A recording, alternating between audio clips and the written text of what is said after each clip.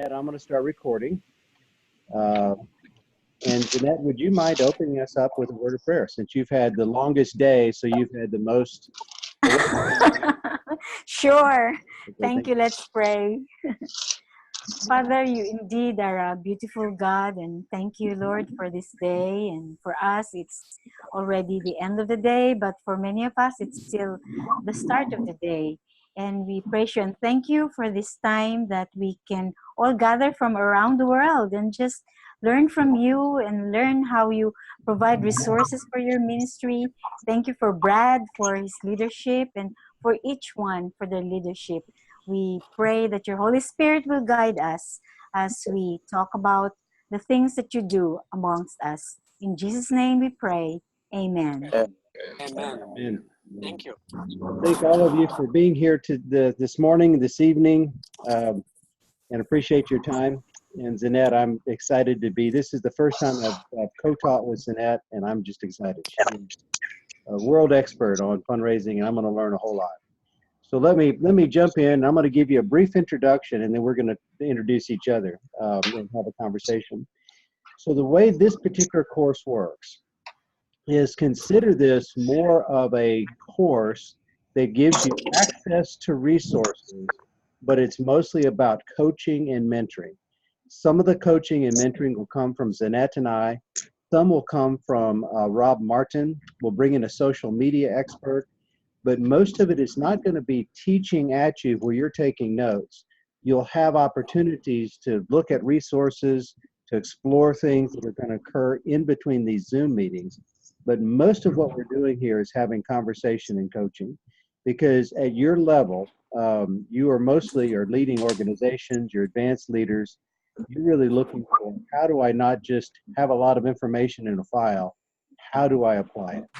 And at the end of this course, there's a few goals that we have, and we'll look at the syllabus, but I would like to more synthesize the learning outcomes. And then, Zanette, I'd like your comments. The most important learning outcome is that you would change your whole mindset about fundraising. And every one of you is in a journey already, so you're not starting from scratch. But right now, if I ask you, are you a fundraiser? How you answer that actually says a lot about where you're coming from, and we hope to change so that there's even a difference. Most people, whether they be presidents of their organizations, because most of you are not development officers. Most of you lead organizations as pastors, CEOs, presidents, executive directors. And so most people, when you say, are you a fundraiser, there's kind of a look down, kind of a shuffle. Well, I have to do it because it's part of my job. I really don't like to do fundraising. Fundraising is not something that I really enjoy. And when you have that answer, we'd like to change that. So at the end of the course, our hope is what will happen is when somebody says, are you a fundraiser? You say, you know what?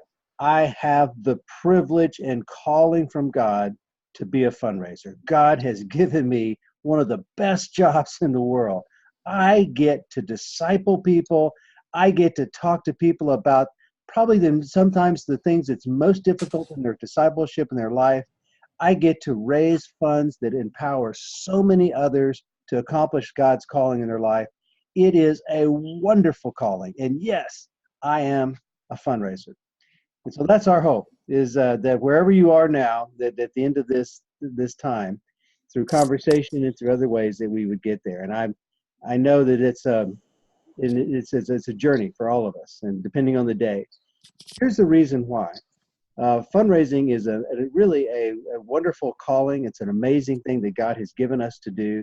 It's important because it does empower us as disciple makers. It also empowers us as equippers of so many people.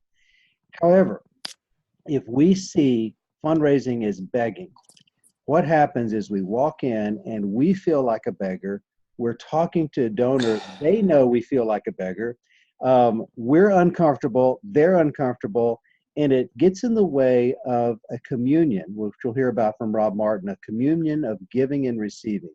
It gets in the way of the relationship that God has really desired us to have with donors. And so what ends up happening is a lot of the donors we will approach will look at us as beggars. That's the image they're putting toward us. Some don't, but there are that do. If we receive that image and say, you're telling me I'm a beggar, you're acting at I'm a beggar, and I'm getting my identity from your visage and not from God's visage, you can't be a good fundraiser. And frankly, it's uncomfortable for everybody. But when somebody looks at me as a donor and they say, you're begging, and I'm receiving the identity from God that God has called me to an amazing job as a fundraiser. Maybe this particular person is not ready for me. Maybe this person is not somebody God has prepared. But just because they're looking at me as a beggar is not how God is looking at me. And so when I have the identity that I have the privilege to be a part of discipling this person's life, it may not result in them giving me money.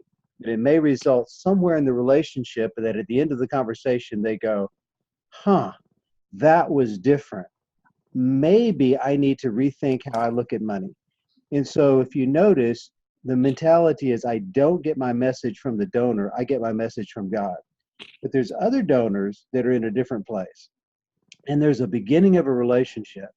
And they're saying to me eventually, Brad, I am so excited that you have given me an opportunity to use the resources God has given me to steward those resources in a way that I could never have done that before. And the way you've related to me and the way you've talked to me, I've released my grip on money in a different way. I feel closer to God. You have given me a joy because you have come as a fundraiser and helped me to do that. And so that's probably the most important thing we want to do in this course is as a communion, as a conversation, honest conversation.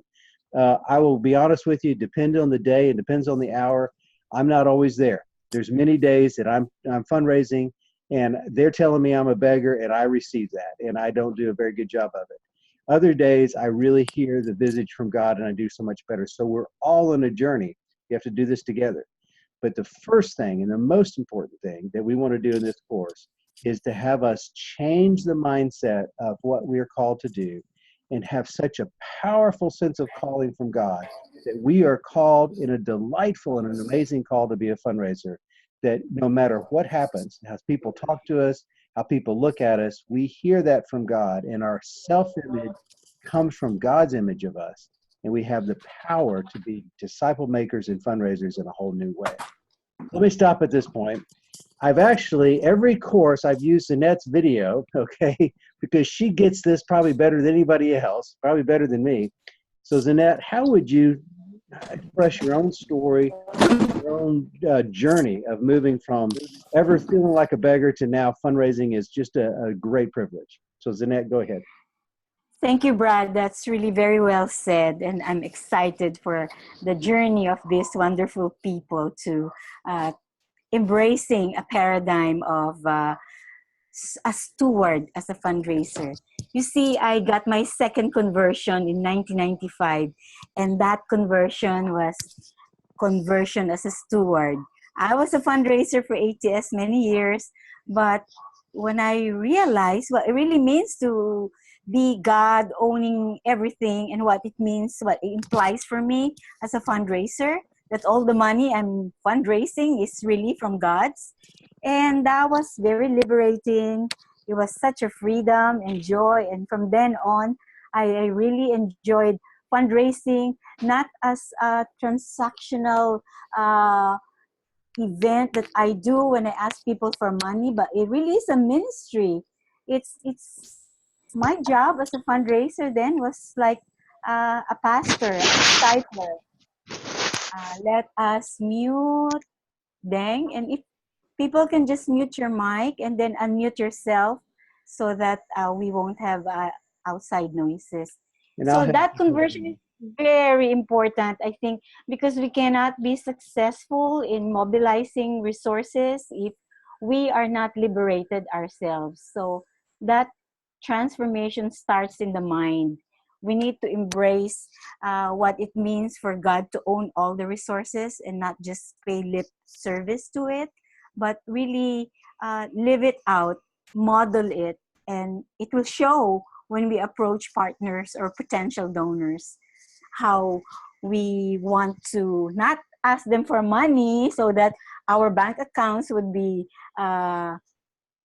theirs will be reduced and ours will be increased. But it's really, fundraising really is connecting people to God and their resources. So that kind of a mindset was really what propelled me to have the joy of the ministry of fundraising.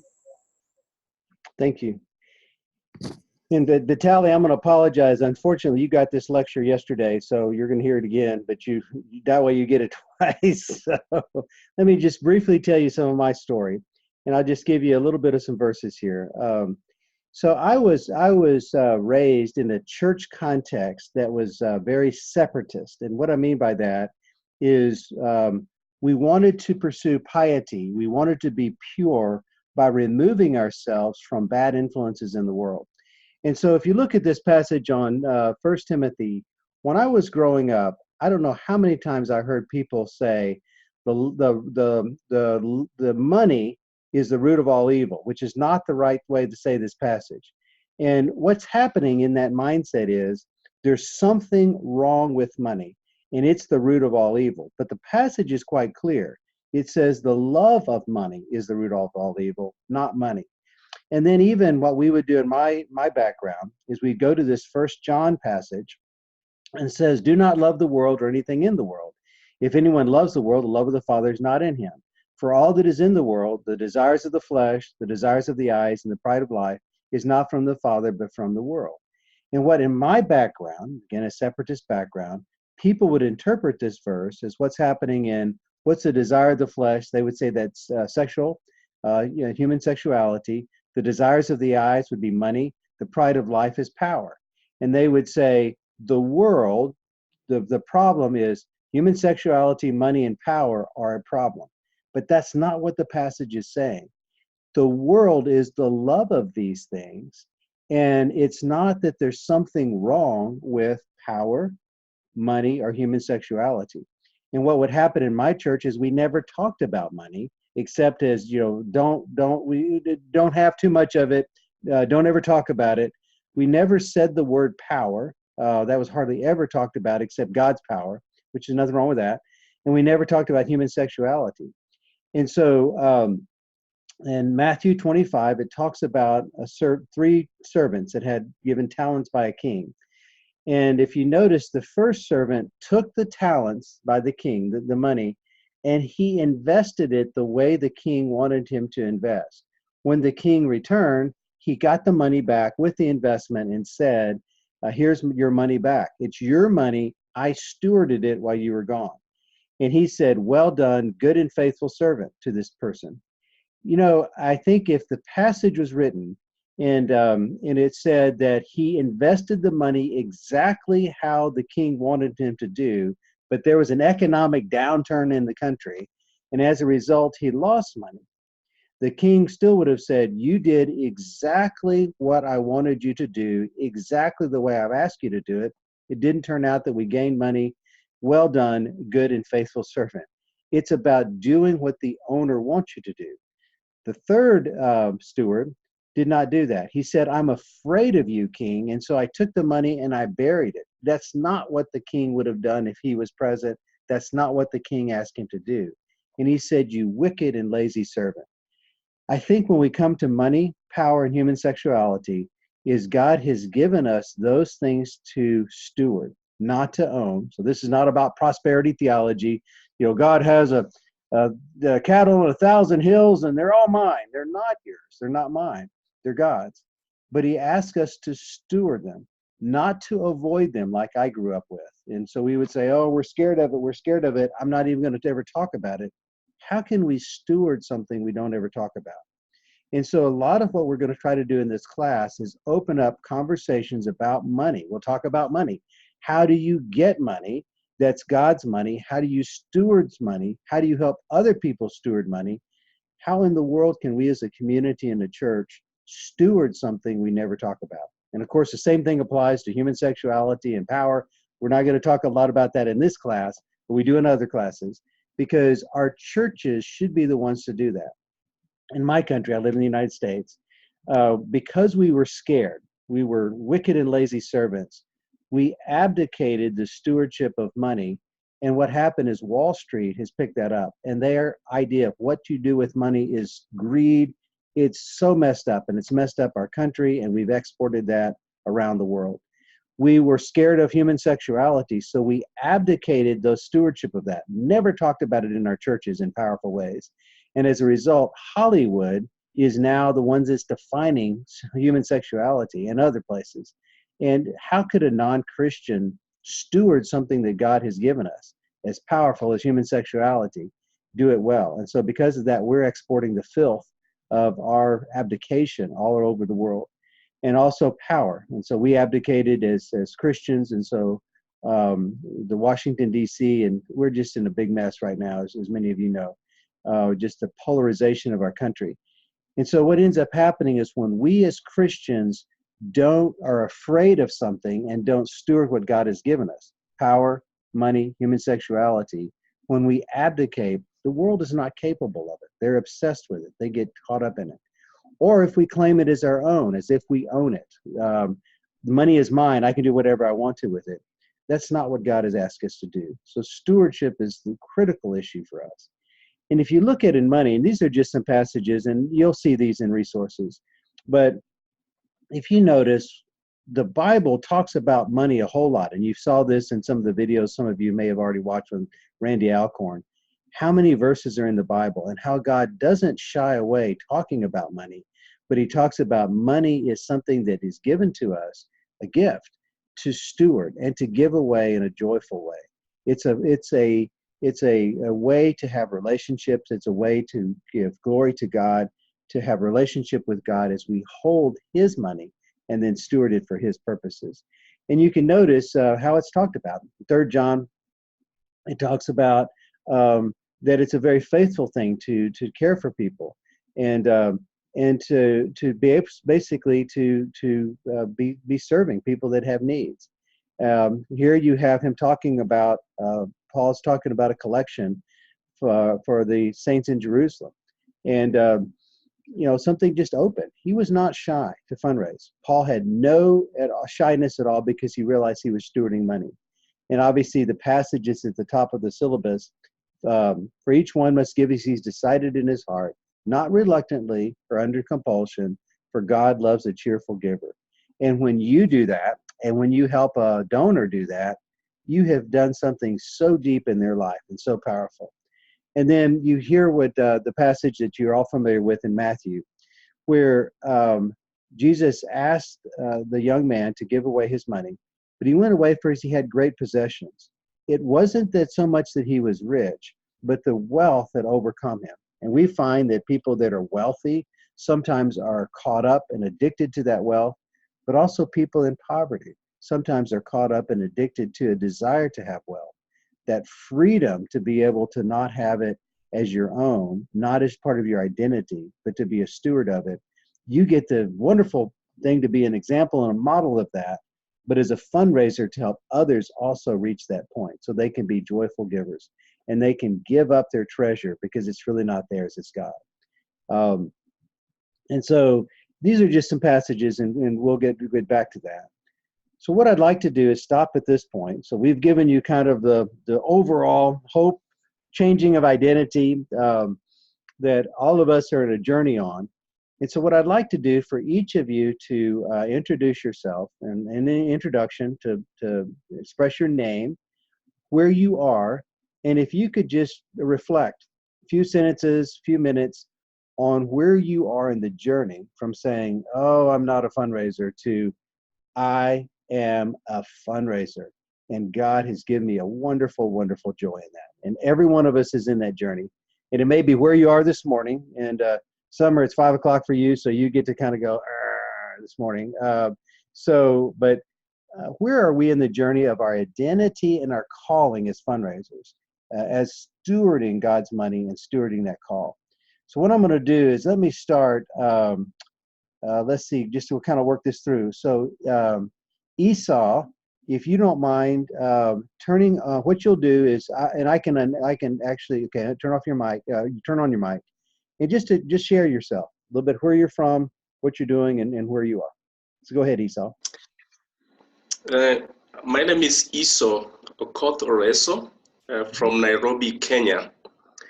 I serve as the director of training for Center for Transforming Mission Kenya.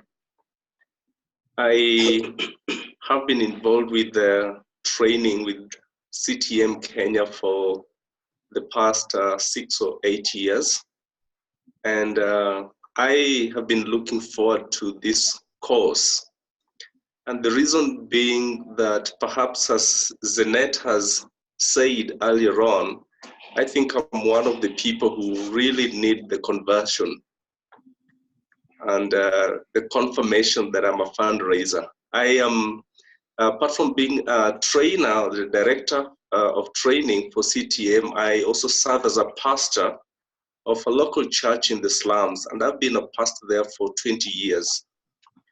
I have had a lot of experiences where I have been looked down upon as I fundraise for this church. And at some point, I think about 8 or 10 years ago, I gave up on fundraising. And therefore, I'm looking forward to this course to resurrect me if I died, or resuscitate me if I'm almost dying. And this is because I think I was looked down upon as I raised funds for my community.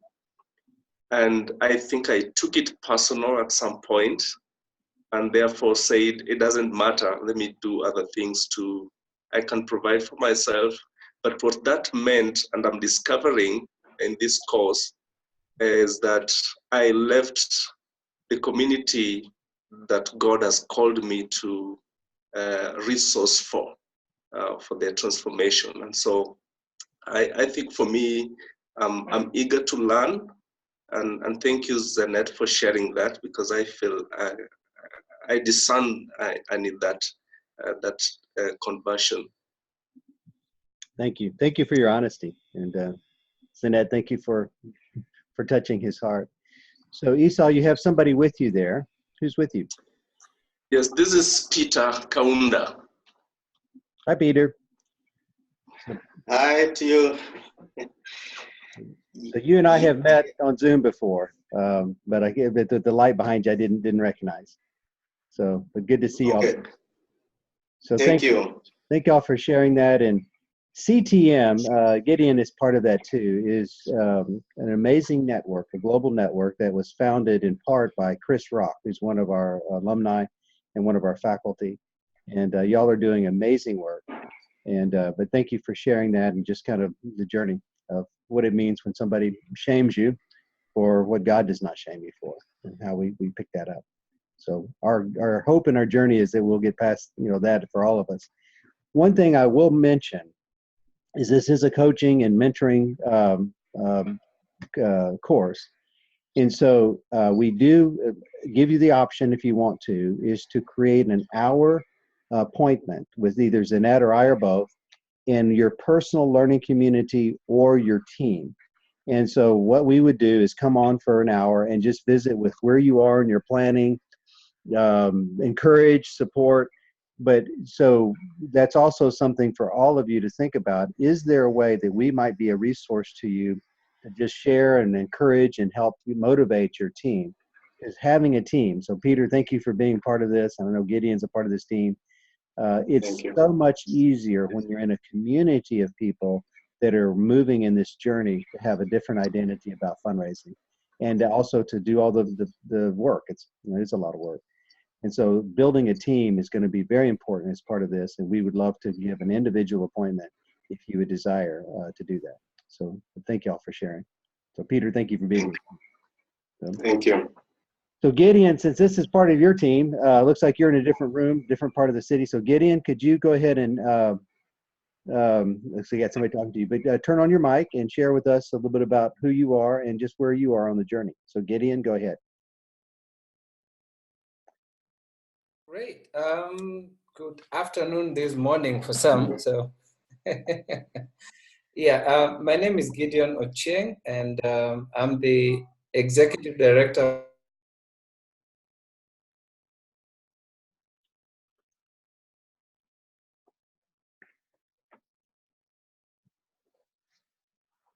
So Gideon, we're not hearing your mic.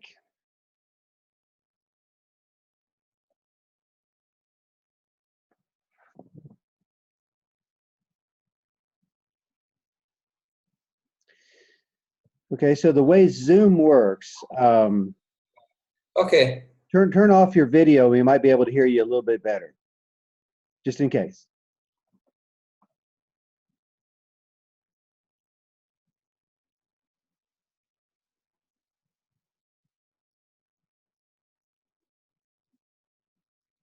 Okay. Sorry. I can see you, but it seems like it's low here. Yeah.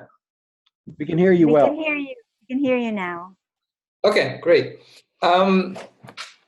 Gideon Ocheng is my name. I'm the Executive Director for Center for Transforming Mission Kenya. It's a position I've held for probably 12 years, probably coming to 13 years now, since we moved from being an international organization to now being a local organization. So we became Kenyan. That was part of our growth. And a lot of my work involved, developing teams, developing the capacity of the organization itself, and also growing as a leader in this particular network. Just looking at the aspect of fundraising, where am I at this journey? I think I've been converted already. It took a long time to get here. At one point, I described myself as a professional beggar, because that's what I felt like, going into the field from time to time, and fundraising, and it was very, very intimidating. And many times it turned out to be a bitter sort of experience where it wasn't joyful at all. What I was offering out there was really, out of bitterness, asking people to get involved in what you're doing. Oftentimes not understanding that they're ignorant of the facts or the experience that I'm bringing to the table. So rather than friend raise and teach them and disciple them, mine was looking at their privileges and their ignorance and blaming it on them, rather than actually helping them to be better stewards of this journey. And so I've been converted, and it partly is just because of my journey and the studies, some experiences that I've underwent, and conversations that have taken place over the years, and that has changed my perspective to look at myself as really doing service in God's kingdom by offering people opportunity to actually give and serve in my context. And so, though timid going in, it's been a joy to kind of just be in partnership with people as we talk to them about my community and where they can plug in. And that is freeing, because then as I approach them, I'm really more of an ambassador rather than somebody who's representing himself. And that changes the way you can go in and approach anybody that you're trying to get funds from, because then you're representing, I'm representing my king, really the person who has sent me, rather than representing myself. And so it's a journey. And as I go through this, and I'm just looking forward to learning new things and hearing from Zanet and Brad and others in this team, what their experiences are and have been, and how, we can continue to grow both at individual level, but also as a community. So that's me. Well, thank you, Gideon. You've great. Love to hear where that journey has been, and it is continuing to go. So what this team is doing in Nairobi is pretty amazing, and so you'll hear more and more of the stories of what the team does and how it does it. And so thank you for your role in that. Dang, since you are from Nairobi, although I believe you're in Michigan now, Dang, could you go ahead and introduce yourself? So go ahead and turn on your mic. Good morning, good afternoon. I am Deng Mashar, originally from South Sudan, but I came to the US about 17 years ago. I studied here, I became a US citizen, but God called me back 2013 to Nairobi, Kenya. Initially, I grew up in the refugee camp in northern Kenya. So when God called me back to Nairobi, I went to Nairobi International School of Theology, which is an affiliate of Campus Crusade for Christ. So I studied there and I worked there because of my relationship. And in regards to the fundraising, I've been, as you said, Brett, that my perspective all along was that I am begging. Though my family here, my American family in the US, God has blessed them so much, and they have been giving money to Christian organizations, not only in Africa, in Asia, as well as here in the States. So I've been seeing that as, as a stewardship of stewarding what God has entrusted them. But in my own mind, I thought I will never raise funds. So when I left the university, International Leadership University, and joined Christian Mission Aid, which is the organization I am working with right now, as a missionary to East Africa, and I am based in Nairobi. So I got to journey on that trajectory, and it seemed like it has been a big challenge. So I came back to the US to raise a personal support, as well as institutional support. And despite the mentorship I am getting from my American parents, I'm still having that mindset, oh, how am I going to engage the donors? It has been a challenge, but it's still hearing from you that it is a partnership. This is not your money, it is God's money. So I am giving them the opportunity to partner with me in furthering God's agenda. So it has encouraged my heart. But back home in Africa, like I was thinking as you were engaging, that this mindset is not common in Africa, and especially where I was working at the university, because that university is owned by Christians, and the mindset there is quite is quite different, because like it is very difficult for us as the institution to galvanize resources locally in Nairobi. Many Christian institutions and individuals were not giving. So our mindset all along was that let's go to the West, let's go to the US, let's just go raise money in the US. But God has entrusted us on the ground in Africa so many resources. So my interest in this class is that I would like to learn more how God would use me when I go back to Nairobi, to Uganda, and to South Sudan, how to galvanize resources locally, how to enable the local church leaders and local community leaders to start, thinking otherwise, raising the local resources, how they would be generous in giving. So that is my desire, and and my perspective is a bit changing right now, because I am not begging them. I am inviting them into the partnership in furthering God's agenda. Thank you so much. Thank you for sharing that. And the irony of God, coming from a refugee center and to now talking to major donors and saying, I've got something that you would enjoy, and building a relationship. Most fundraising relationships do start off transactional. I have something, you need something, and it feels transactional. But when we have the image, we're not begging, we have the image that we're discipling and they're discipling us, it moves from transactional to transformational. It moves from just at this level to a communion of giving and receiving. And you sound like you've experienced that, but it has to start with our mindset, and you've expressed that well. So thank you for sharing that.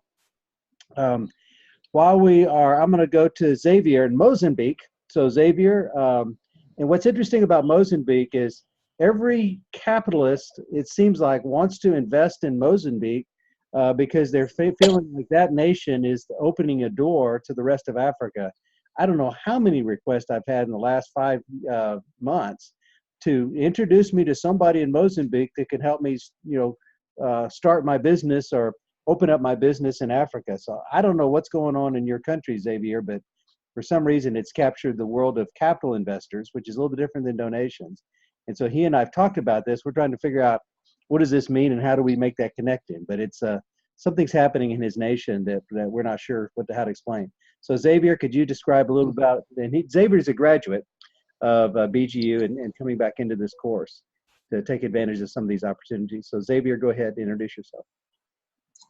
Yes, good afternoon and morning to everyone. I'm Xavier and I'm from Mozambique. Well, it's true that the number of opportunities coming up now, a number of resources have been discovered, like mining and other things, and so there's a number of people interested in investing in Mozambique. Personal started as a church planter some years back, almost 28 years back, and then I've moved into development because as I was planting churches, I used to do it in poor contexts. So always tried to find a way in which I could, my church planting ministry can also be a blessing to the communities where I used to plant the churches. So that led me to also be engaged with community development. However, for a number of years, I've been engaged in ministry as a kind of bivocational, because just to be able to respond to these, to the fundraising issue. So my own way was to be bivocational. I could work on a particular organization, or often Christian, and also be doing another ministry on the other hand. That's how I used to support my own ministry. It's on late in 2016 that decided to be to start an association, an organization which I'm leading now. And then the challenge stands on how I'm going to move ahead on it. So you will understand that I'm not trained in fundraising. I really don't know how to walk about that. I used to raise my fund doing some work for a number of organizations, and then supporting myself and doing a number of work down. And now here I am, I'm working with these churches. I'm working with churches, mobilizing churches to do community development and the teaching theology of work around. And I still don't know how to raise funds. I still don't know how to raise funds. I really don't know how to do that. I like one of the resources that I've been reading. I think it's on the subject that I know very well to do what I'm called to do, but I don't know how to raise funds to maintain me doing what I'm been called to do. And that's a very big challenge. So I'm hoping with this training, I'll be enabled to raise funds so that I may be empowered to do what God has called me to do in my context. And then I'm happy to meet a number of people also in this journey. Thank you. That's our hope and our prayer. So Xavier, thank you. And Xavier connects churches to help them understand, and Vitaly and I were talking about this yesterday, church gathered, church scattered, how to help the church see its role in the community and supporting people in the business, and to see business people that attend the church to realize church is not just on Sunday. Church is something that happens in a community all week long. It's a church gathered at that point, but you're still responsible. And that's part of stewardship. It's a huge part of stewardship. And that's his call to do that with a whole bunch of churches in his capital city of Mozambique. So thank you for sharing. That's it. Welcome. Thank you. So Abideya from Ethiopia, interesting story about Ethiopia. One of our graduates is the head of city council for Addis Ababa, and is a steward of power in the nation of Ethiopia in a gentle and powerful way. And he took his training at BGU and trained 4,800 civil servants in the Ethiopian government on the theology of work. And so we've had a big urban immersion there. So Abideya, could you describe a little bit about yourself, introduce yourself, and a little bit about your calling and your journey as a fundraiser at this point?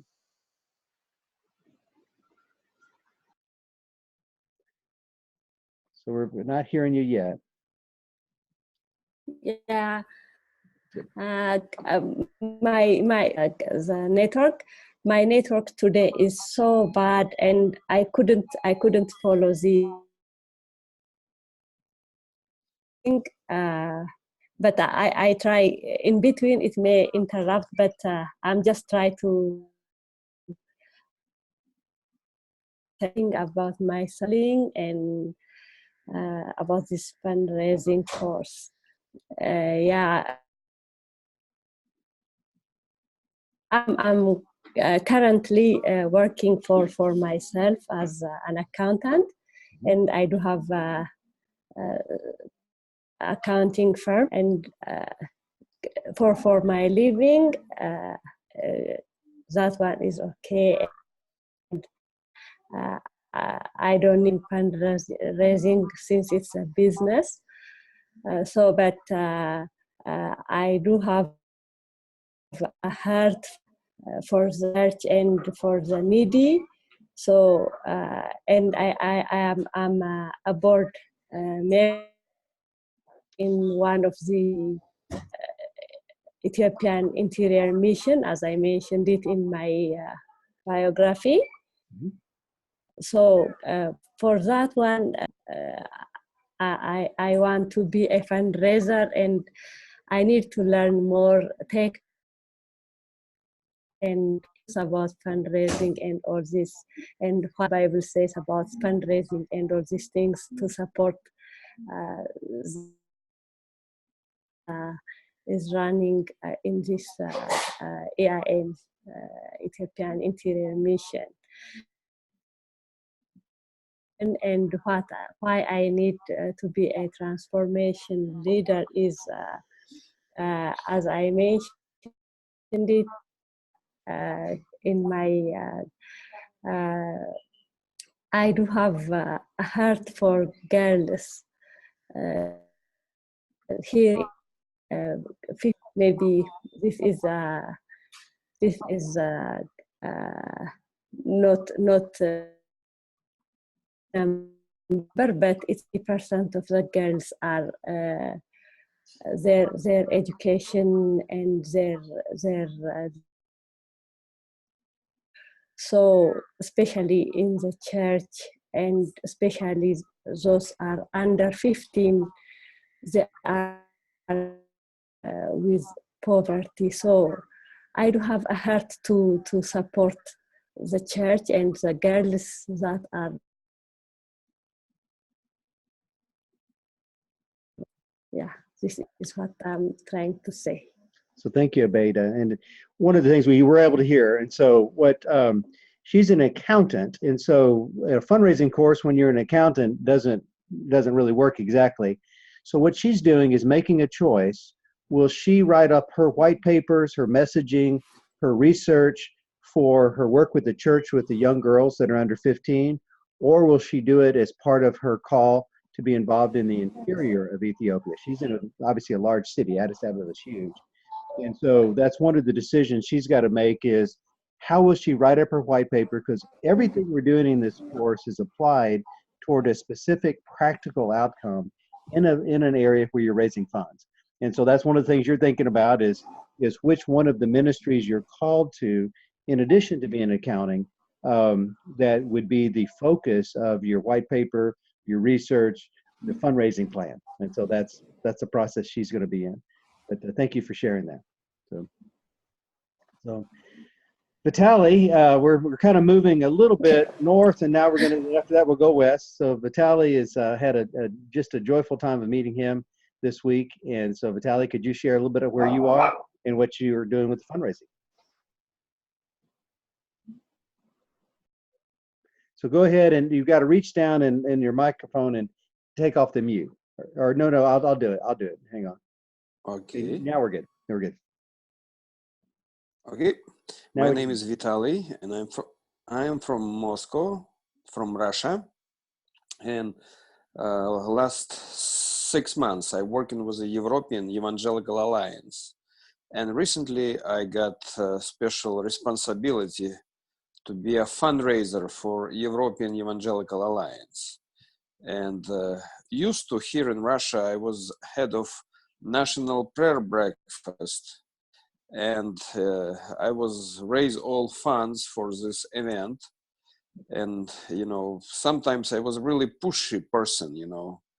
If somebody received my phone call, they know that like I will ask for money, and my what people was giving some money, but somehow I was really tired of it because it was a little bit hard. I don't know, maybe it's in Russia, but probably in Africa too.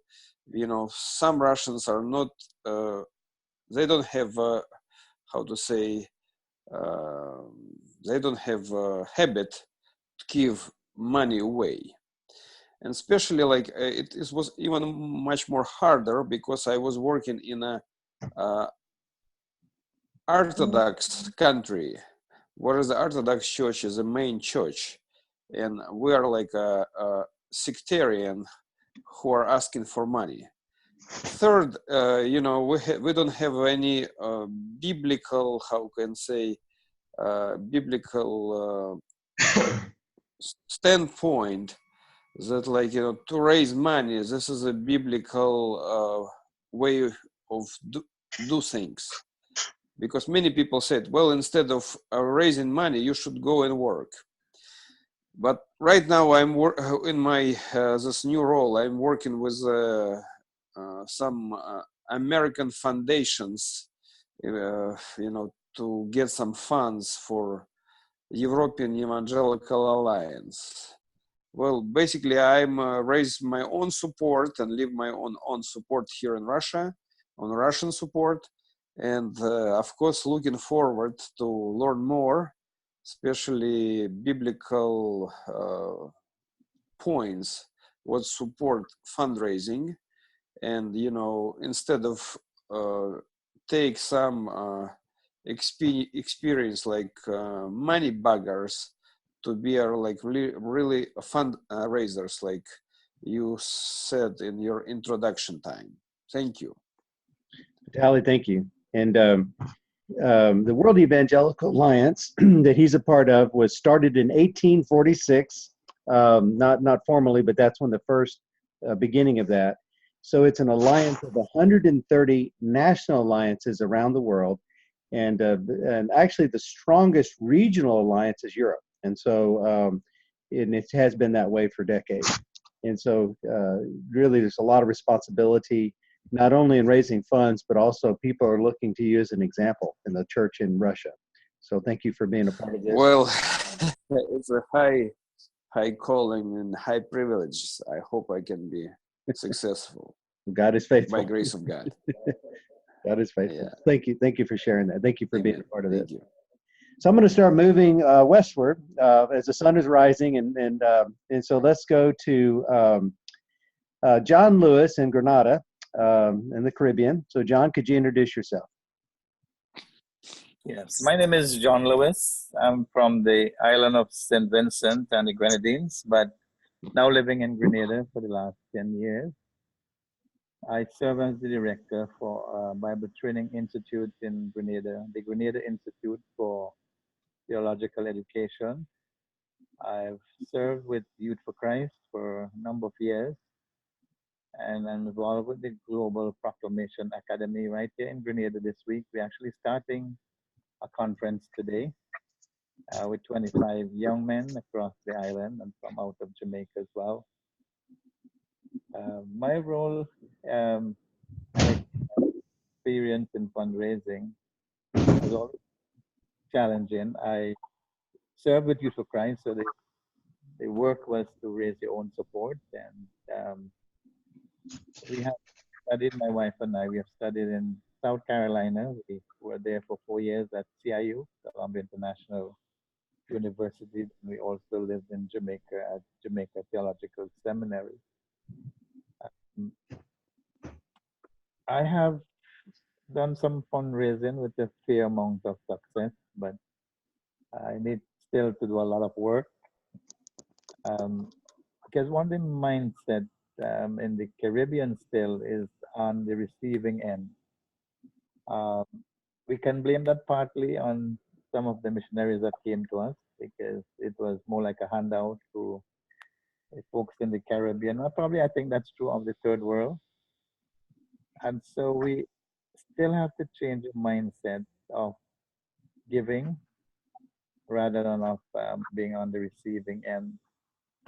So it's quite a task, if I might say that. So I've been gradually moving in that direction and just reading some of the books as well, assigned for the course, has sort of given me a better perspective to fundraising. Um, I recall one of the similar books is called Friend Raising, which is similar to the Giver's Heart, Touching the Giver's Heart. And so that has helped me. Yeah, I've gone through that over the last week or so. So I look forward to learning. This is going to be a new learning curve for me, and trust that we could help change some of the thinking in our experiences in the Caribbean region. So thank you, John. And obviously, Ramesh Richard is a very close friend, and so he and I Yeah, he's talk often. coming in next weekend. Glad to greet him for me because he lives in Dallas, as you know, and so we've served together. Yeah, sure. So pray for us this week. Yes. Thank you for sharing that. So let's go to Jamaica. So Mark, where's Mark now? Mark Odine Grant. Mark is the overachiever. He's the one that wrote the wonderful biography and gave us a great photo. So everybody has to meet his standards of putting the biography on there. So it's great. Thank you for setting the standard for us all. So Mark, give us a little bit about where you are in your journey and who you are. Yeah. Hi, good morning, everyone. Well, I'm Mark Odine. I am the principal consultant for Visio HQ Consulting and Business Solutions, which is my own company, and is in a transition. I'm sort of learning how to transition from being a full-time corporate professional into being a full-time entrepreneur. Along that journey also, I am grappling with the financial framework of the company because I have this strong inclination towards converting to a nonprofit.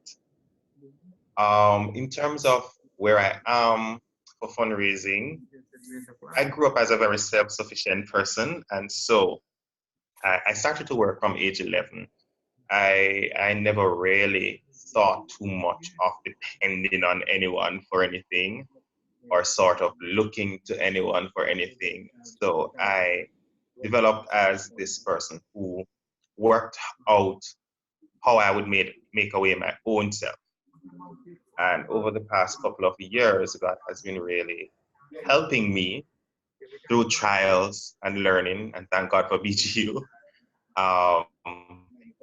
to understand that I don't have to do it on my own, and that there are endless resources that are available that you can tap into once you come to a place where you realize that your job really is to manage what God has given you first on an individual level in terms of your gifts and calling, as well as at a leadership level where you sort of engage persons as partners and not just persons who are investing or persons who you're quote unquote begging from.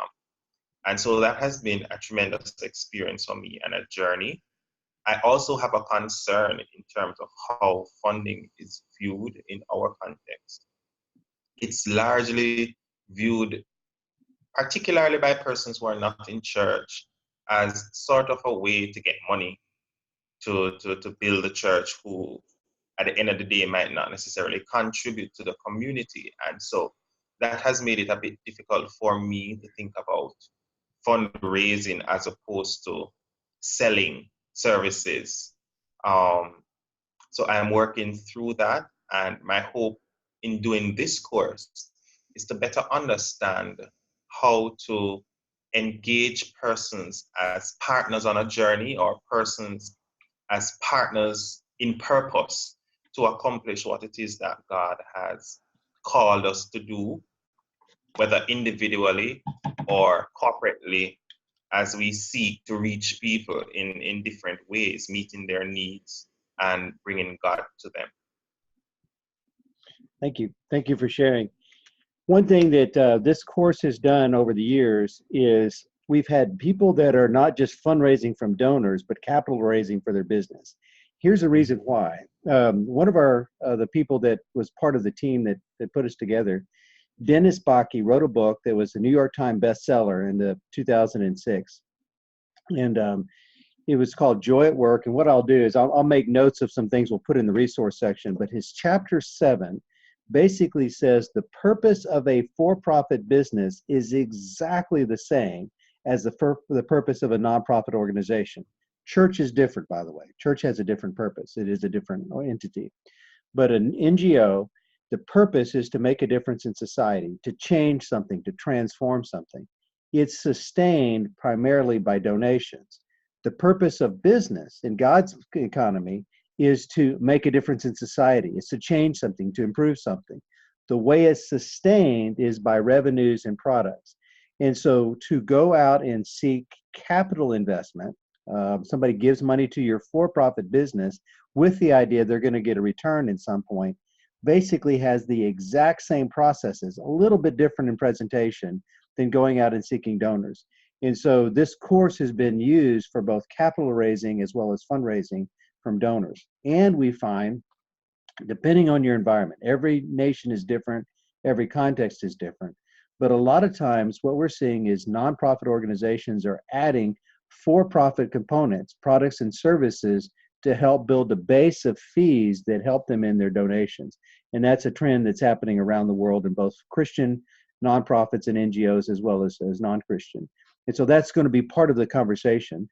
But in Joy at Work by Dennis Bakke, chapter 7, he articulates this, and I'll put this in our links, very well. And I think, so the idea of for-profit, not-for-profit, in our school, we really talk about what is going on in terms of your context, your culture, your calling, but one is not better than the other. They're both important and different, but they have the same mission and purpose, just a different way of sustaining. So we'll talk more about that, but thank you for sharing. Thanks, man. So let's move to Linda Murray. So Linda is on the East Coast of the United States in South Carolina. So Linda.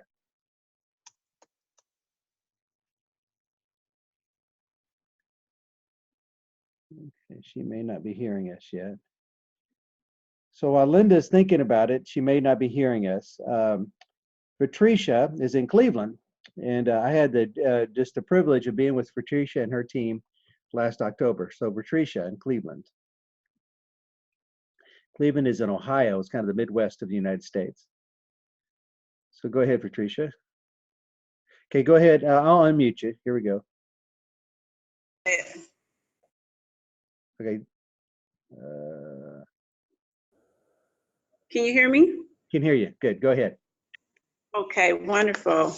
So good morning, everyone. I am from Cleveland, but at this moment, I am at Moody Bible Institute at a week-long immersion with the organization called Christian Community Development Association. So I am here with some people you know, Brad. We just were able to go and tour Lawndale community yesterday with Wayne Gordon, and we'll be hearing from John Perkins tomorrow. So it's been a great week to hear about ministries in Chicago, how they're impacting their city and neighborhood. So it's been great.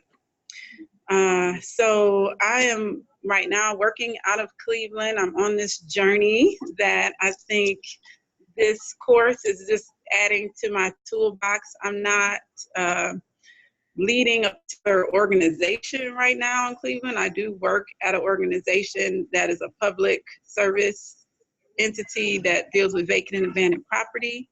I guess if I were to describe kind of my calling in Cleveland right now, is to kind of be an ambassador to help churches see their role in community development.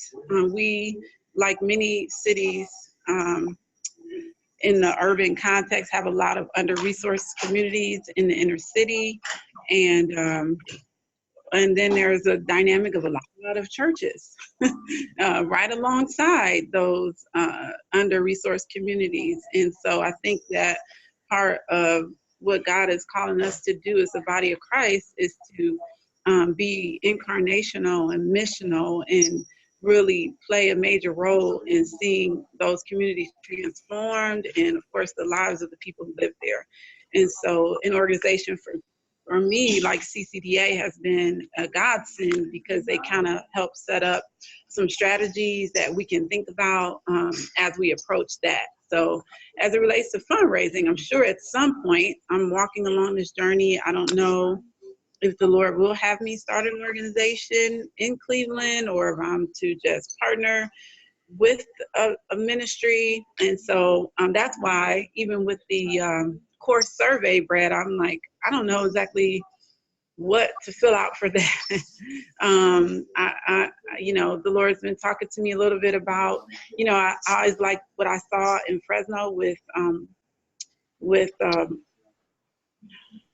Randy, with the Center for Community Transformation. I kind of feel like something like that could be a blessing in Cleveland to pull some of this work together.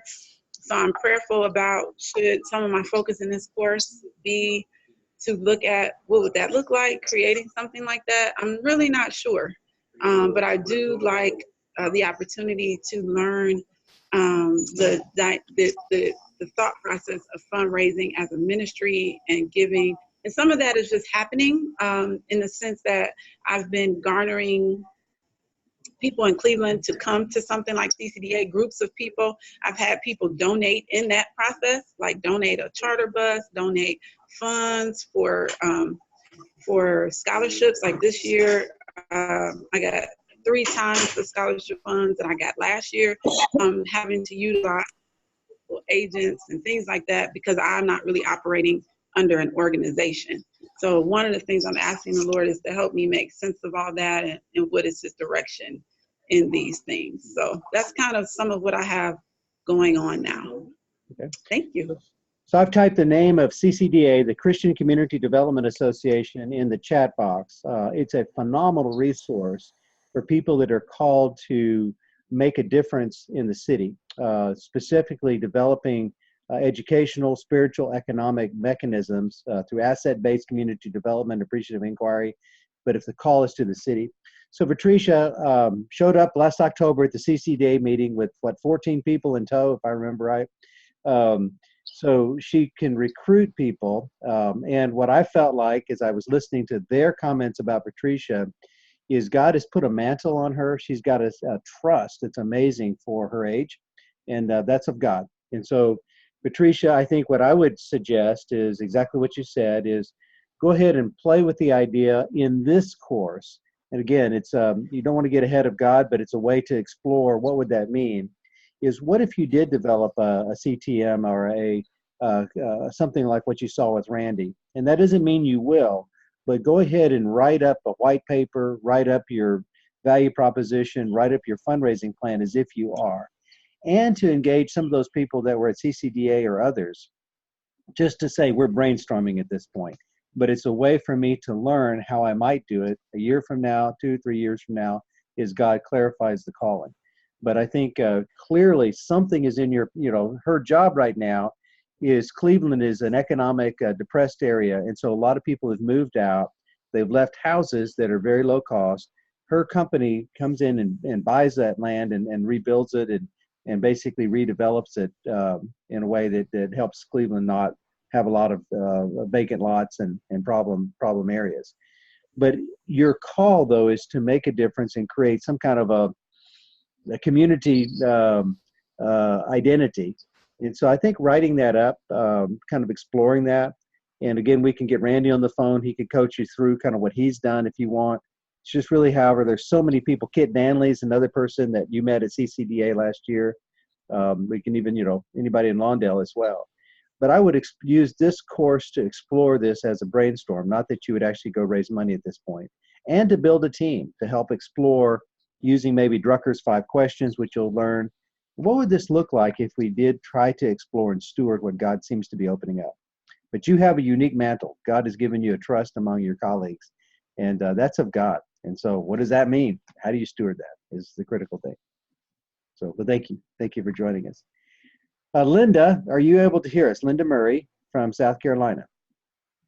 And if you are, go ahead and turn on your mic. It's muted now. And so share a bit about yourself.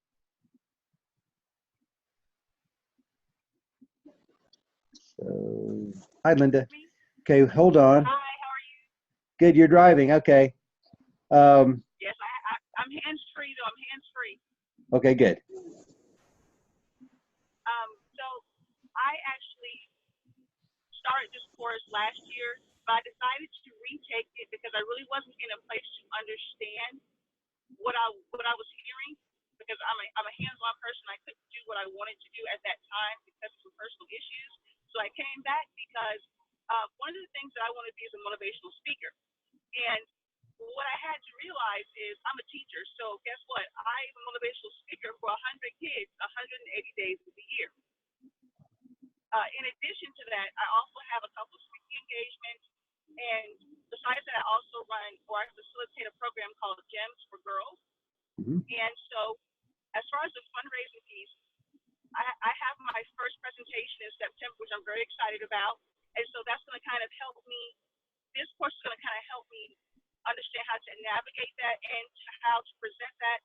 And when it comes to fundraising, I'm very shy when it comes to presenting information or just talking to people and then wanting to present to them or just going and talking about GEMS itself. And so this is going to happen because I was talking to a friend and she said, well, I'm a part of this organization. Why don't you come speak to us? And I'm really excited about that because there are different people from different schools a part of this organization. The school that I'm currently a part of, they don't support me monetarily for the program, even though the program has been in existence for about 3 or 4 years. So I'm very excited to be in this course again because I'm going to be able to not only understand the program, but I'm going to be able to walk this program or this course out through my program that I'm doing right now. So I'm excited about that. Well, thank you for sharing, Linda. And I'm amazed. You're driving, you're talking. So you do not seem shy at all. So, but thank you. So Linda is a teacher, but she's called to work with young girls. And so again, there's an interesting connection between what Aveda does in Ethiopia and what you're called to do. And so as you write up your fundraising plans, you're going to be thinking about the nonprofit side of what you're doing. So thank you for sharing and thank you for being a part of this again. So Summer, I just saw you got a fresh cup of coffee. So look at those eyes. Okay, now at least we're a little bit later. So Summer, and thank you. You're the hero of the day for getting up so early. So thank you go ahead and turn on your mic and share with us about yourself and where you are in the journey of seeing yourself as a fundraiser. Okay, so we're not hearing it yet. Hold on, we're not hearing. Why not? Okay, the mic is on. Okay, let's play with the computer a little bit. If you go down to the lower left-hand corner and you have that little hat that you see next to the microphone, what microphone does it say that it's connected to? Because you want to make sure it's connected to the right one. I know, it's got that little hat down at the bottom. So it's right next to the microphone. It's got a little carrot, little hat. And if you select that, it shows you which microphone, it goes up and it shows you which microphone you're connected to.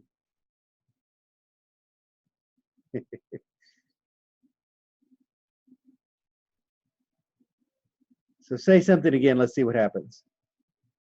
So what's happening is in the computer, so it's not connected to the right microphone. Are you on a Mac or a PC? PC, okay. I'm reading lips here, okay.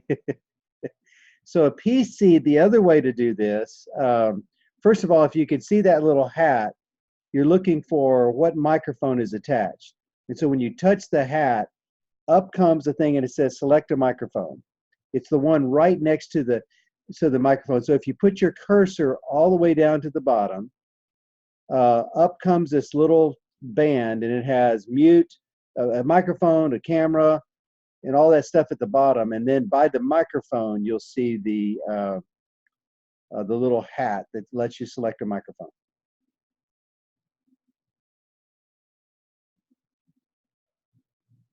And then you want to select the different microphones until it works.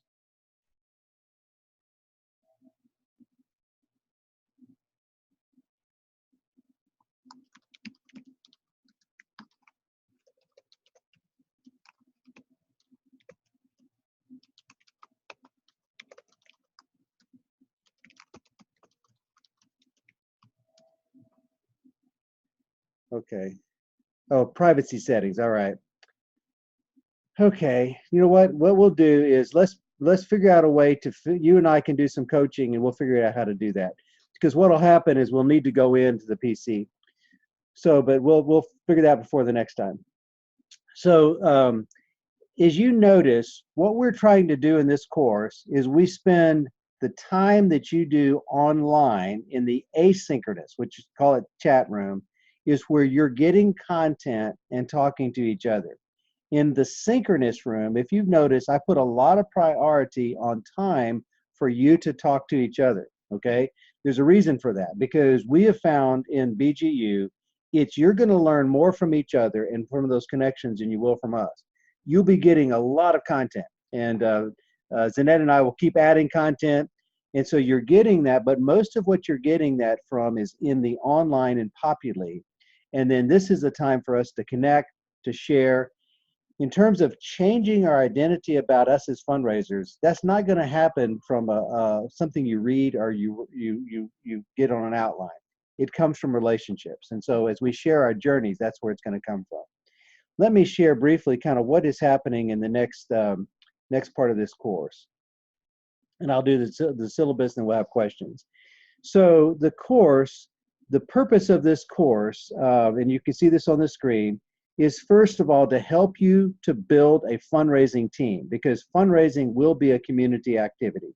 And so again, it's more conversations about who you'd have on your team. You may not build the team during this actual course, but that could be board members that help you fundraise. It could be friends, it could be volunteers, it could be employees, it could just be colleagues. But that's going to be an important part to always think about it. Don't try to do fundraising by yourself. Build a team. And so as you're learning Bible verses and new identity here, you're actually sharing that as you recruit a team. Secondly is to confirm your call as a fundraiser. And we've talked a lot about that today. That's kind of our emphasis. Thirdly is to clarify your message. And we're going to adjust the course a little bit, because the mentoring to do that will occur not next Thursday, but the Friday after that. And I'll give you the date on that. And Rob Martin, who has probably seen more Christian fundraising grants than anybody alive on the earth today, will actually look at your messaging, which you'll have to turn in a week before his session, and then he will actually critique and mentor you in an audience of where everybody else is learning from that mentoring. That's going to happen on Friday. I believe it's the 27th of July. So we're going to have you actually write your messaging, and there's a format that I'll go through in a second to do that. So we're going to move that up a little bit because of giving access to him. We're wanting you in this course to learn some. Go ahead. Okay. We're going to learn some new skills in grant requests, how to write grant requests, again, giving you contacts and information, how to do fundraising planning, and then social media. We'll have somebody who will come in and coach you on social media and actually help you develop your own blog, or if you already have a blog, to build one. One of the things that's happening in fundraising now is if you ask for money from somebody outside of your nation, typically they're going to look at your blog to verify who you are and your importance. And that's just how it works today. And so having a website, having some kind of a website that has some kind of a dynamic messaging that's occurring, so it's not just outdated, but they're seeing activity, at least, once a week is ideal, once a month is okay, is going to be an important part of that. If you're raising money inside your own nation, there may be some different strategies.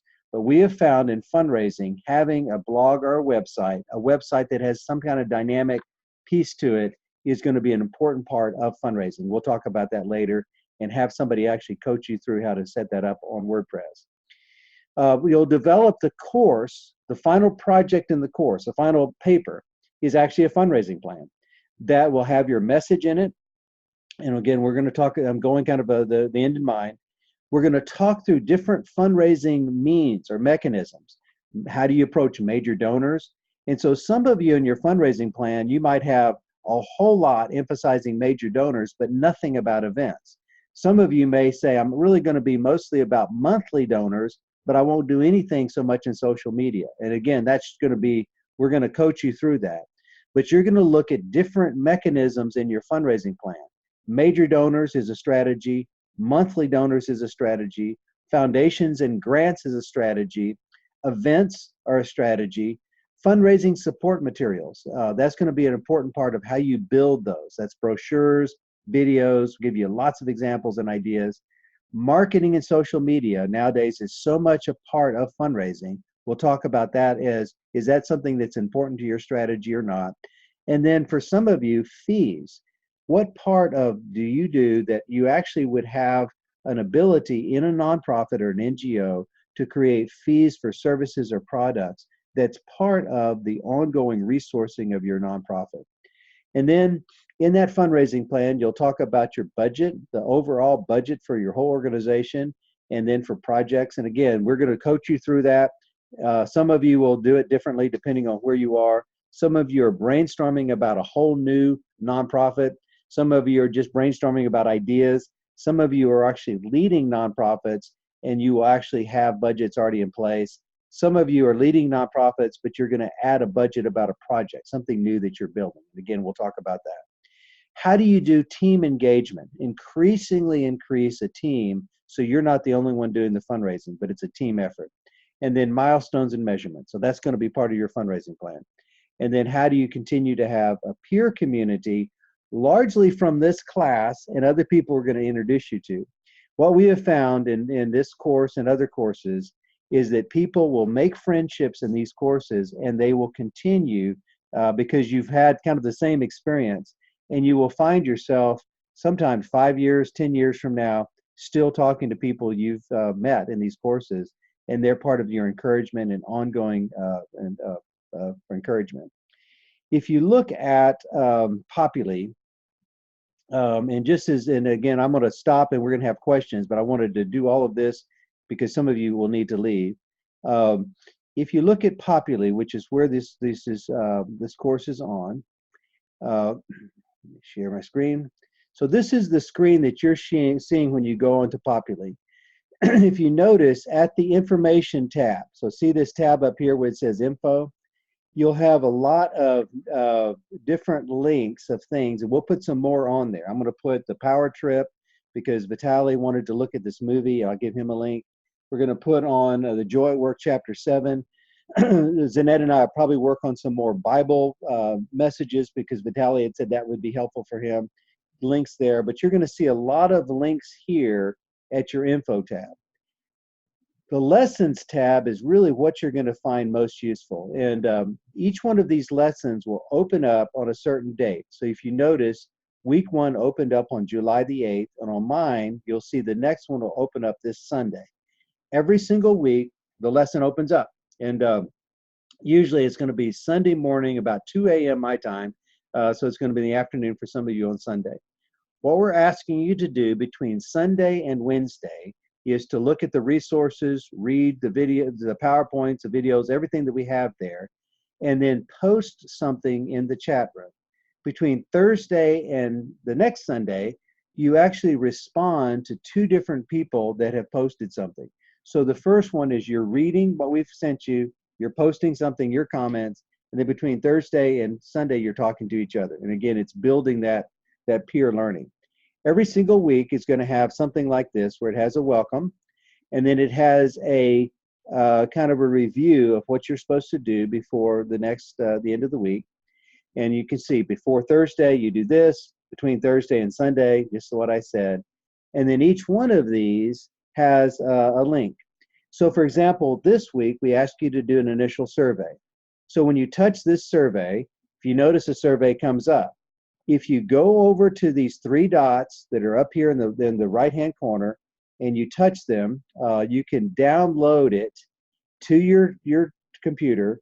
And then when you do that, you can fill it out because it's in a Microsoft Word document, download it as Microsoft Word. And then later, after you filled it out, you come back on and then you use this location, this link here to download it. But you notice every week we're going to have a concept discussion, a place for you to go in and post your information, post your comments, and then different PDFs and videos. And then notice at the bottom of lesson 1, these are the times for when the next Zoom rooms will occur. Now I need to add Russia here to this first one. I haven't done that yet. And so the next one is going to be on Friday, July the 27th. This is the one that's actually Rob Martin will be mentoring. In order for him to mentor you on your messaging document, you're going to have to send it in. That's what you're working on next week. So you'll actually have to send it in a week before then for him to be able to read and make comments on it. So you can see the timing. It's a little bit later on the 27th. So Summer, I'm getting you up a little bit later that day, just on these 2 days here. And then we go back but also we're keeping Zanette up till midnight. So she's paying the cost of it for those 2 days. And then we go back to the schedule we are now. So this is all that's on your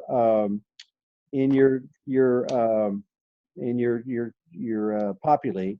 And then just real quickly, I'm going to go open up, as you can see in the information tab, the syllabus for this course. And in the syllabus for this course, you have basically all the descriptive information that you would need to understand what's happening in this course. It gives you a course description. It gives you the outcomes that we're expecting. Sorry, loading slow. I have a great picture of Zanette, kind of a funny picture of me. So we have the course description, the outcomes, but probably the most important, and it's kind of moving slow today. You can see some of the different people that'll come in as guest lecturers. You have resources, our registrar, the technology resources, our librarian resources. We have the desired learning outcomes are in the syllabus. So again, something you can look at. And then the pre-course work. And probably the most important piece is you're noticing your assignments. You will be reading books, and then this gives you kind of how to write your book reviews. We'll have you build a word processing or a blog or a website. We'll help you with that. And then you do the individual project. The primary part of this whole course is the fundraising plan at the end. All of this is in your syllabus, and we'll go back through this. And then a self-evaluation. In the syllabus, you also have the books to read. And there's a section that's what's called required reading. And I'm scrolling through it fast. We can go back later, but I wanted you to be aware of it. So this is the required reading. And then these are the things we're asking everybody to read, including people that are just auditing the course.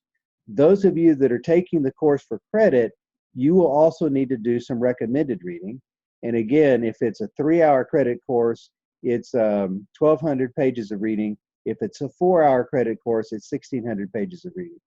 So I'm going to stop at this point. I've gone through it pretty fast. Zanette, I'm going to ask you, yes, it is available. So Patricia, the document, yes, I'll make sure and have that available. That'll be in the link under information tab. Zanette, we've moved fast through that. Anything you would like to share, and then I'm going to open it up for questions. So Zanette, anything you would like to share?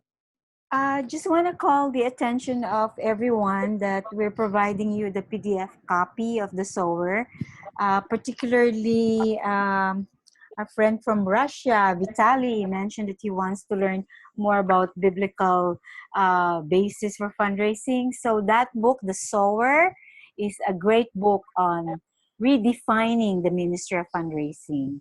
It talks about what transformational fundraising is about, talks about how we are not harvesters, but fundraisers are sowers. We sow seeds, good seeds, biblical seeds in the hearts of people. And we want to grow stewards who are rich towards God. I also like to recommend for you to read Henry Nouwen's Spirituality of Fundraising. That gentleman has a lot of experience raising money for nonprofits, and he has a great article on the spirituality of fundraising. Well, it's just been one day, an hour and a half. It's first day, but I've learned so much from you.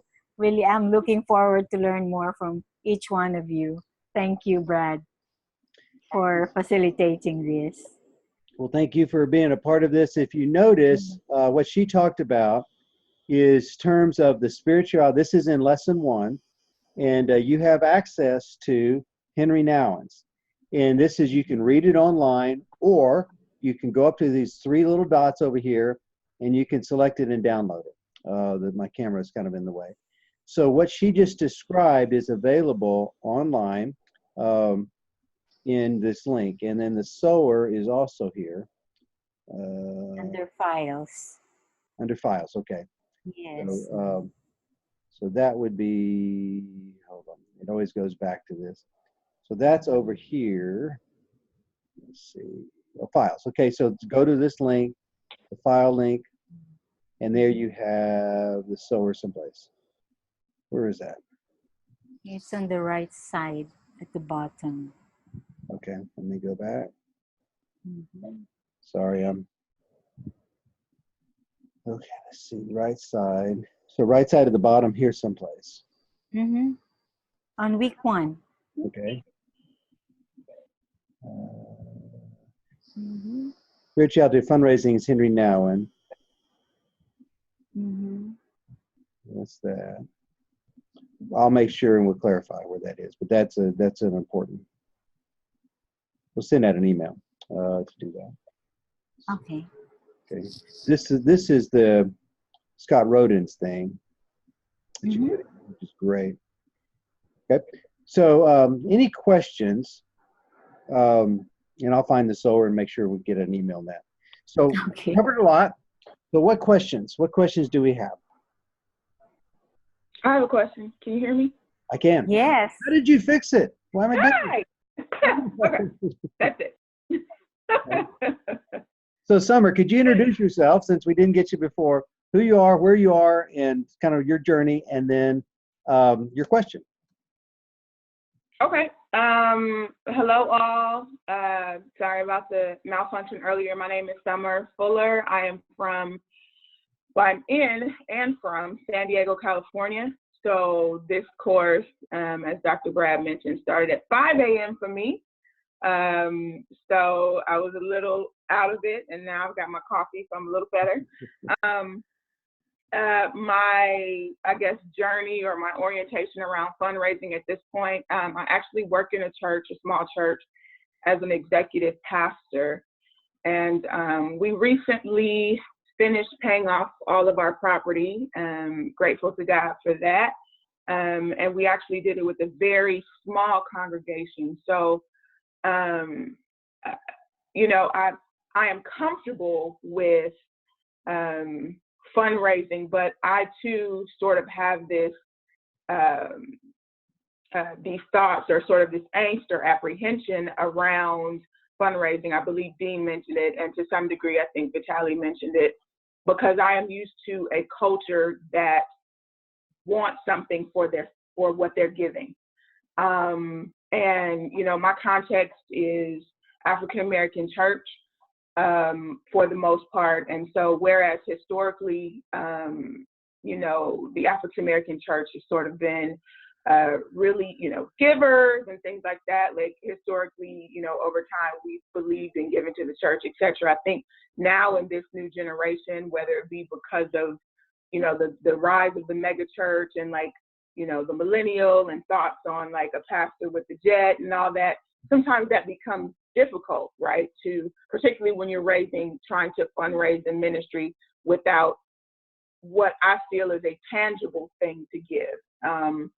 And I think somebody else mentioned that. So I'm kind of in the middle, right? I'm kind of like, okay, how do we, you know, continue to build the kingdom through fundraising, et cetera, sort of getting past, I guess, my own mindset, but also or my own thoughts around the mindset of people that like, well, what am I going to get for this? And then I also recently started a nonprofit that works with women and girls. So I definitely love to, because right now all of the work that I do with my nonprofit, it comes from my pocket. So it comes from I paint and do some other things. You know, I'm trying to make sure that my business runs. But yeah, so I just like to become more well versed in particularly social entrepreneurship, and you know, maybe even, I know crowdfunding and crowdsourcing is a major thing now. So just becoming more familiar with that, and looking for ways to continue to sustain the church, because we have seen, interestingly enough, now that everything is paid off, we have seen a drop in giving, which is interesting.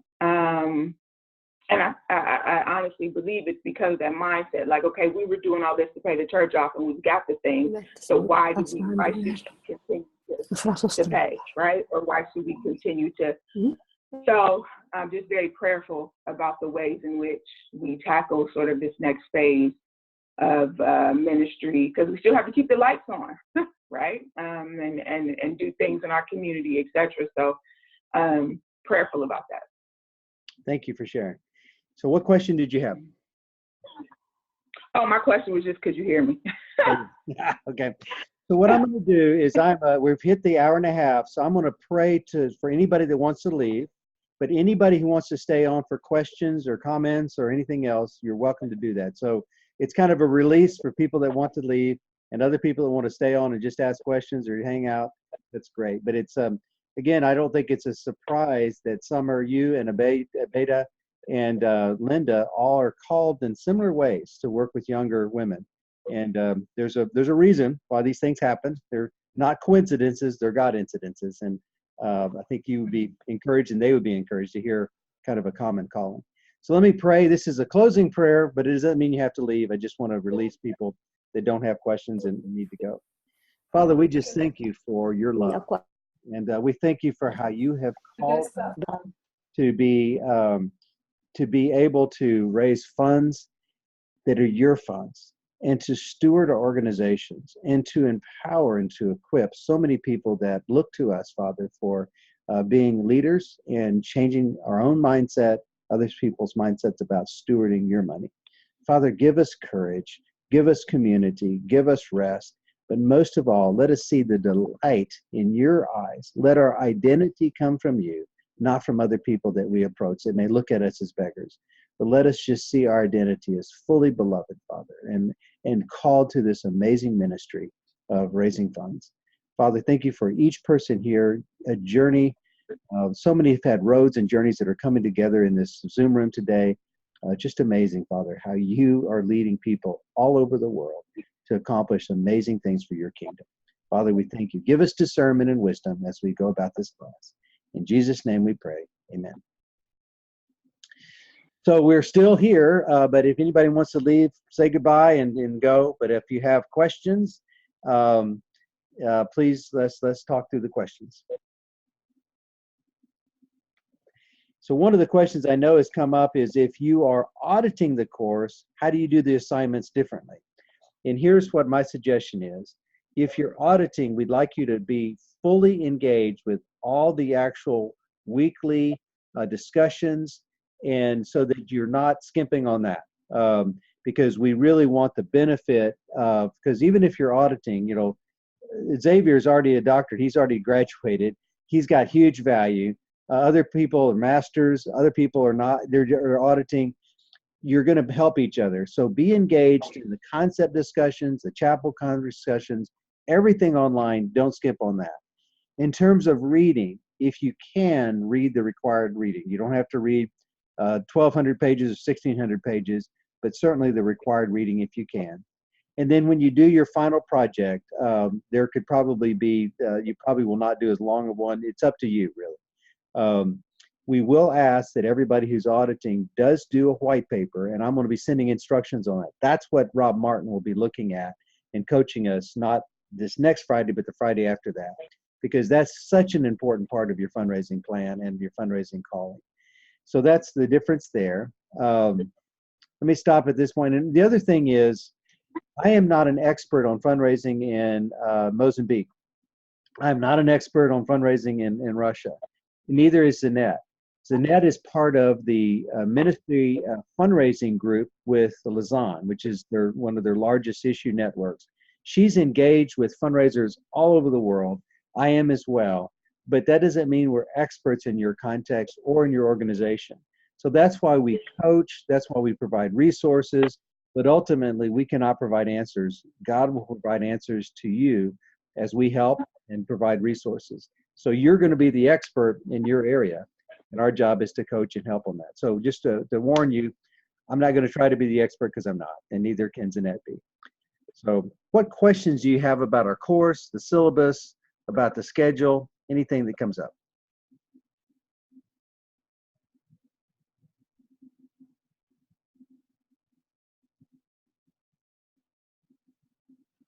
I'm amazed if nobody has questions. Go ahead. Patricia, go ahead. Yeah, I'm happy I have a few minutes with us right now, but I really appreciate it, as I mentioned to you in the message, the outline you were going over.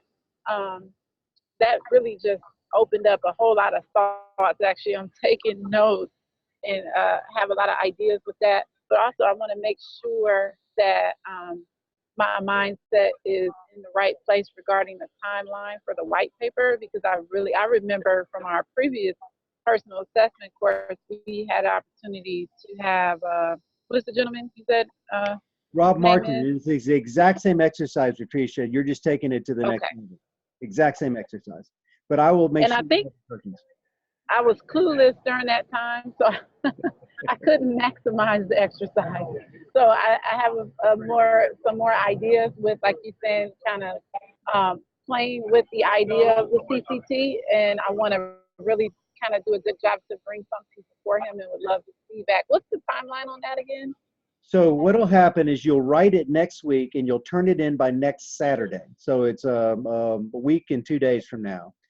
Rob will get it on when you turn it in, and then he will look at it and make underlines and comments. And then the actual Zoom session will be the Friday on the 27th.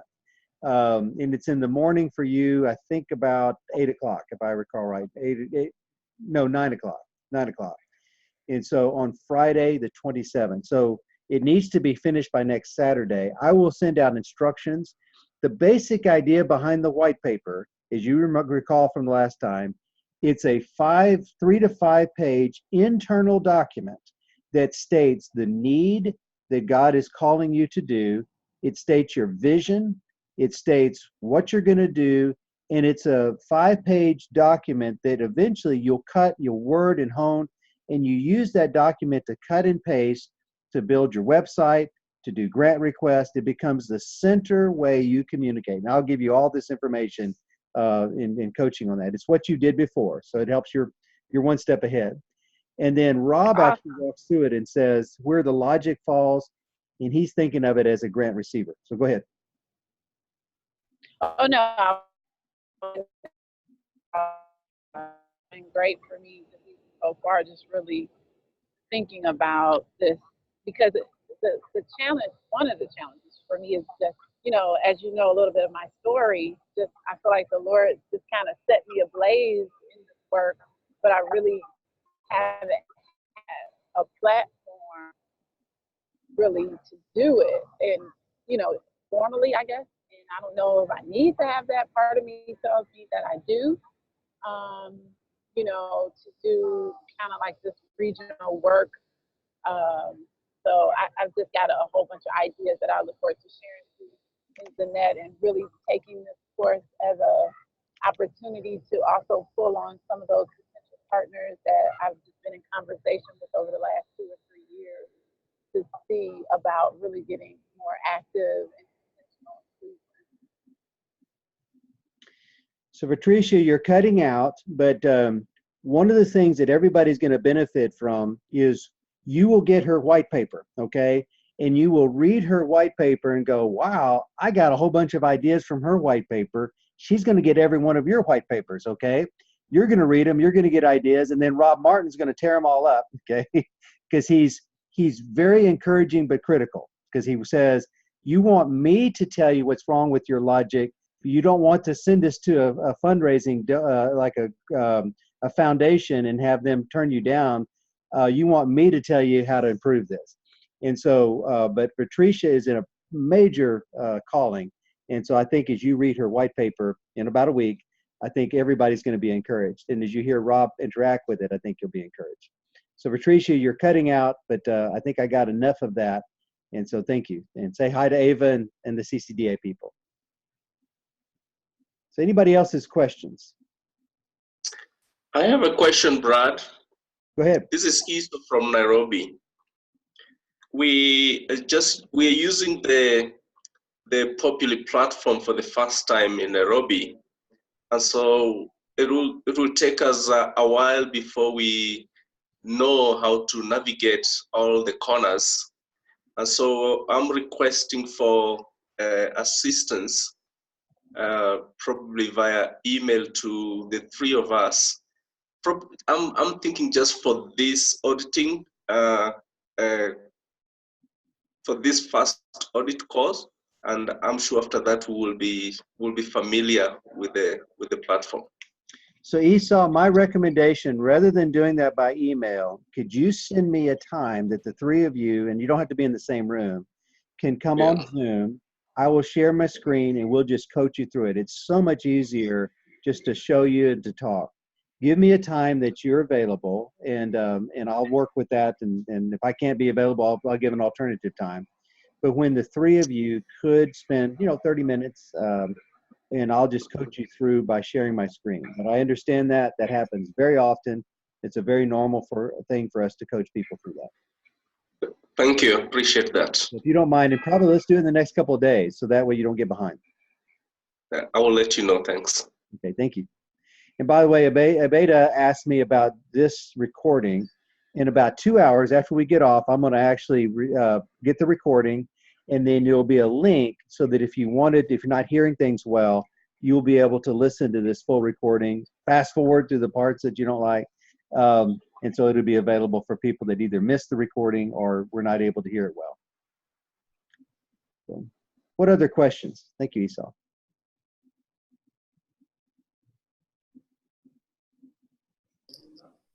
Thank you so much. My internet was so poor today. Maybe for here in Ethiopia, after 6 p.m. After the working hour, maybe the internet will be good. But for this time, it's really, really unstable. Oh, I'm sorry. One thing about it's interrupting here and there. Yeah, thank you so much. Well, we'll work with that. We're used to that. Ethiopia is one of our biggest challenges because your government cuts off your internet for different reasons. And so we've had ways to work around that. Yeah. But it's hard. It's y'all present some unique challenges to the international community for creating community. But it's good enough today. We're seeing you and appreciate Yeah. it. Thank you. Yeah. And in the future, maybe this will be changed, but very, very nice future. And now we are enjoying. I know you start what I'm saying now. I can understand. Yeah. Yes, it's hard. It's a challenge because the government cuts off the internet. Thank you so much. I'm trying. And for testing for colleges, they cut it off for political reasons. It's just hard. So but I'm hearing most. Yeah, it's challenging, but. Well, thank you for joining. Challenging. Yeah, thank you so much. Yeah. Sorry for the. All the time I'm things, that's why. Thank you. Any other questions? Questions or comments?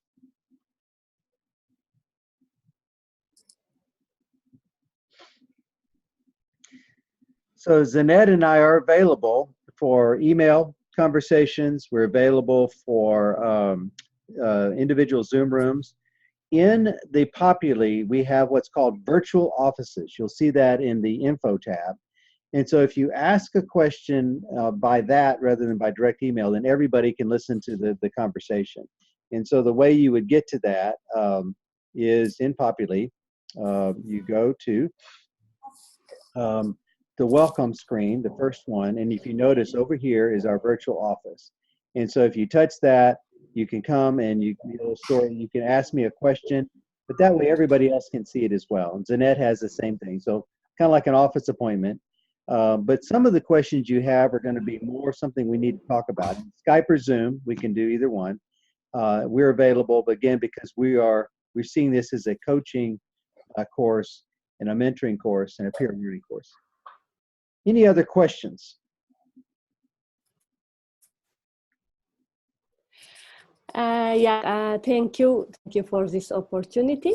One of my challenge is upload the files. I'm not sure. I upload already both of the assignments, but I'm not very sure that you are receiving it. One is that one.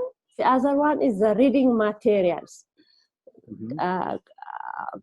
Some of the PDFs are not opening for me. Some of the videos that suggested to see it for to answer those 5 questions. Those videos are, for example, the first video that I try to open is like a American football thing, but I get the thing.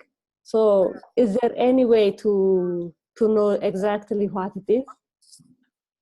If you're having trouble with the videos, what you could do is email me, and then I could try to make them available through a Dropbox or something else. So the video resources were just a link to a collection of fundraising videos that are part of Generous Giving, and that's one of the better collections. I know, Zanette, you had also another collection that had similar ones. What we could do is maybe update that link, and maybe that other email site is a better site. So all we're doing, and some of those video links, I never know, sometimes they are dead, but you should be able to get most of them. They always change them out. So let me double check that, but you are getting some of them, is that right? Some video links or not?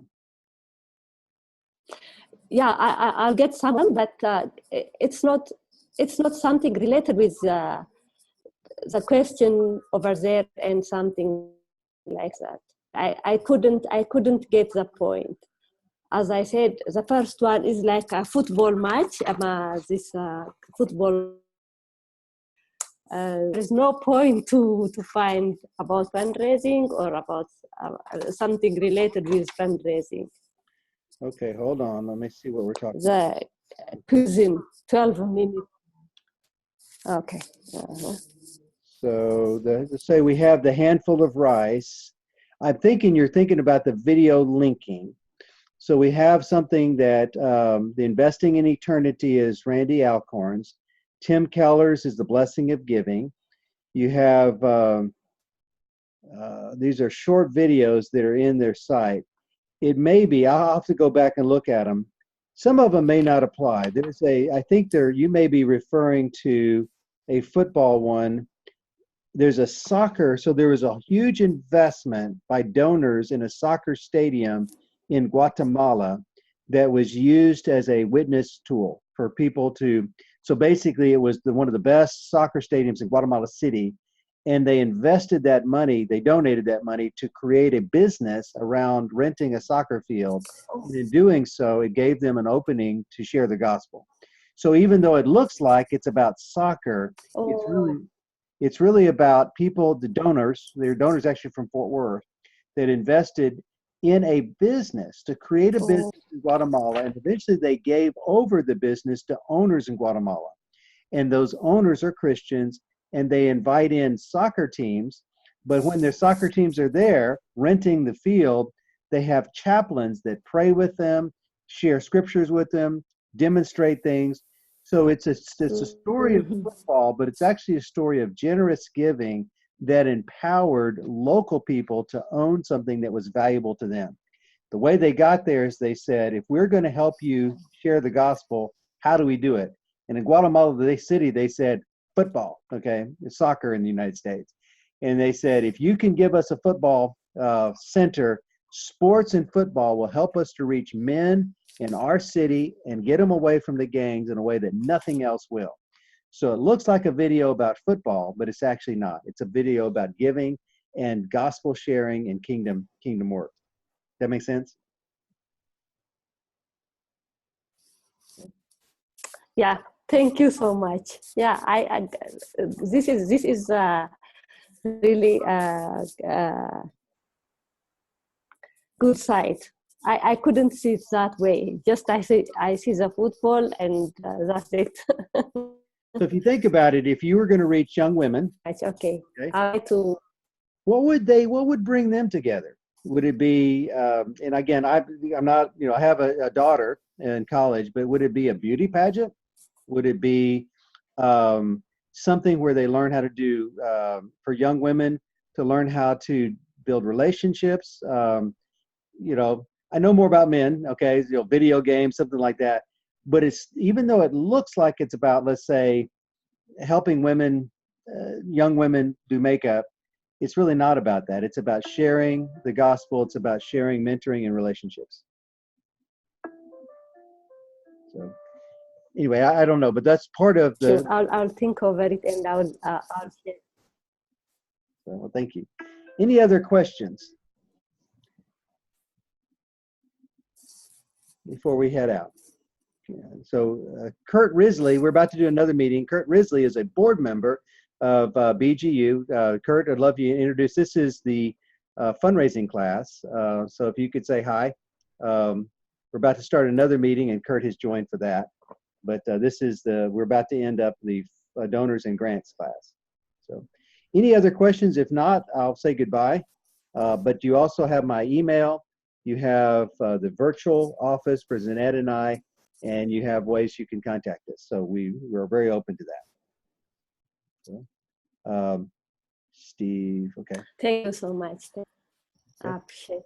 And Steve, thank you for coming. I will send out a video link for what you missed, Steve. But thank you for sharing, and the video link will allow you to download it and hear it all clear. But thank you for joining us even at the last part of it. So, all right, well, we'll see you in 2 weeks, 2 weeks and 1 day, and we'll talk about the messaging before that. So I'll give you coaching on internet, coaching on the lessons, and go from there. Zanette, thank you for staying up late, because it's late for you. So thank you for that. But I really do appreciate your being a part of this. So Zanette, any final words before you leave? Being part of this. Yeah, thank you. And I pray that next time we'll be able to hear others like Steve. I'm sorry about the poor connection. Thank you, Brad. You're doing a great job facilitating all this. It's wonderful. Thank you all, and have a good day. Good day. All right, bye-bye. So thank you, Dang, for joining us. Thank you, Esau. We look forward to the next couple of days talking about Populi. Abeda, thank you for joining us from Ethiopia, and just appreciate your challenges with the way you've done that. Patricia's on the bus, so thank you, Patricia, for joining us. Steve, thank you. Mark, thank you. Xavier, thank you. Vitaly, just really enjoyed our time, and so thank you for jumping in. And think about how you would do this better, okay? Because my plan for you, which hopefully is God's plan, is you'll be doing this in Russian, and so the next, developing that. So thank you for just your thoughts and wisdom. So we will see you then in again a week in a day, 2 weeks in a day, excuse me, the 27th. So bye bye. Thank you, Dr. Bye. Bye bye.